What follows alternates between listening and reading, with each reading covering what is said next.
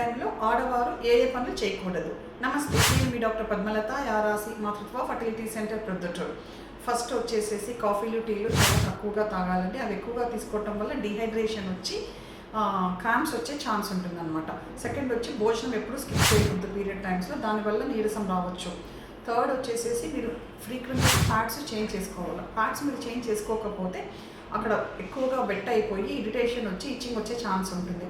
అలాగే పీరియడ్ టైమ్స్లో చాలామంది అమ్మాయిలు చేసే పొరపాటు ఏమనంటే ఎక్కువగా ప్రైవేట్ పార్ట్స్ని క్లీన్ చేస్తూ ఉంటారనమాట. అది కూడా కెమికల్స్ బాగా ఉన్న సోప్స్ పెట్టి, దానివల్ల ఇరిటేషన్ వచ్చి ఇచ్చింగ్ వచ్చే ఛాన్స్ ఉంటుంది. అలాగే మెయిన్ వచ్చేసేసి పీరియడ్ టైమ్స్లో మీరు జంక్ ఫుడ్, ప్రాసెస్డ్ ఫుడ్, అలాగే సాల్ట్ ఎక్కువగా ఉన్న ఫుడ్ ఇవన్నీ కూడా అవాయిడ్ చేయాలండి. లేదంటే గ్యాస్ ఫామ్ అయ్యే ఛాన్స్ ఉంటుందన్నమాట.